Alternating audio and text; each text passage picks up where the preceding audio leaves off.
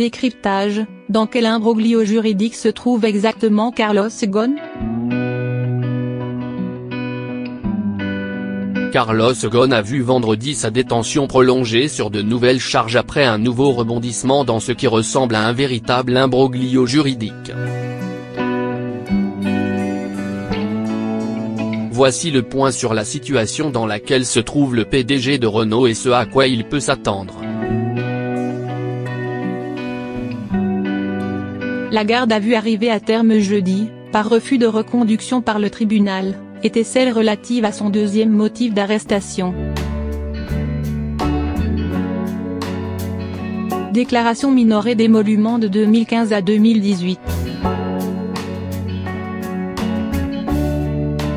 Le tribunal a estimé de façon somme toute rationnelle que les enquêteurs étaient censés avoir eu assez de temps pour rassembler les éléments sûrs.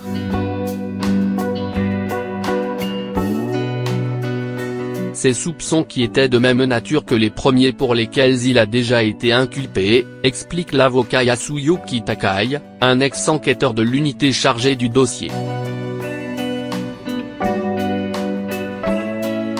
Parallèlement, M. Ghosn était en effet aussi détenu parce qu'il a déjà été mis en examen pour un premier motif, déclaration minorée de rétribution entre 2010 et 2015.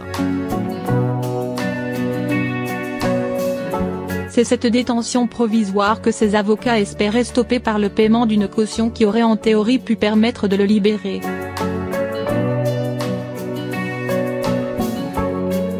Cette possibilité tombe à l'eau dans l'immédiat puisqu'il est de nouveau placé en garde à vue sur de nouvelles charges d'abus de confiance. Il est notamment accusé d'avoir imputé sur les comptes de la société, Nissan, des pertes d'investissement personnel. La nouvelle qualification retenue est grave, indique M. Takai.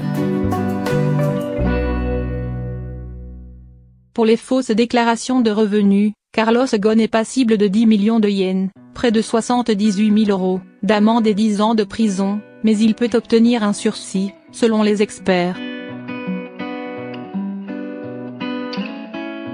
S'il est inculpé pour abus de confiance, la peine maximale est la même mais le risque de prison ferme est plus élevé. Quelles sont les étapes à venir?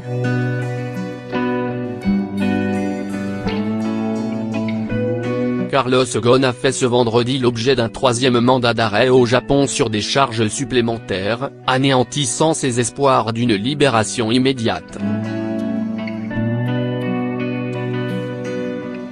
La nouvelle procédure donne 48 heures supplémentaires aux enquêteurs pour l'interroger.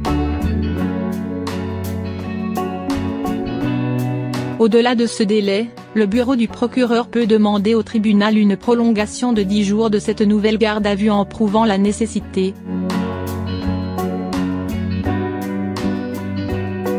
Pour les besoins de l'enquête et pour éviter la destruction de preuves, de le priver plus longtemps de liberté. Si ce délai est accordé, le parquet pourra demander à son terme de l'étendre encore de 10 jours avant de décider ou non d'une mise en examen sur ce troisième motif.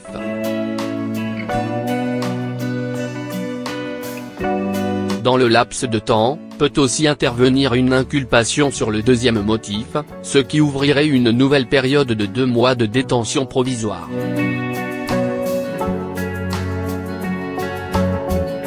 Reconductible par période d'1 mois, parallèle à celle découlant de sa première inculpation intervenue le 10 décembre. Peut-il néanmoins toujours espérer être libéré sous peu?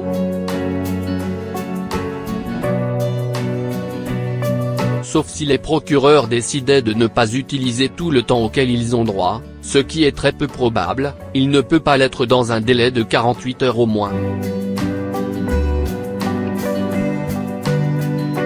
Mais si la première ou la deuxième extension de garde à vue est refusée par le tribunal, il pourrait en théorie être relâché sous caution sur requête de ses avocats.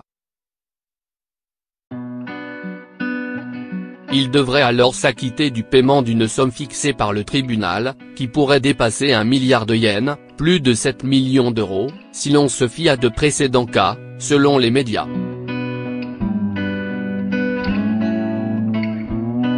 Le record actuel est de 2 milliards de yens.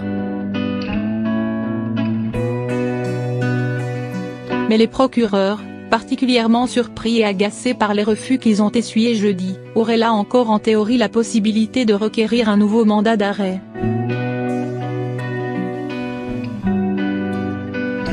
Un processus qu'ils peuvent réitérer de façon légalement illimitée, mais en pratique la garde à vue excède rarement 3 arrestations.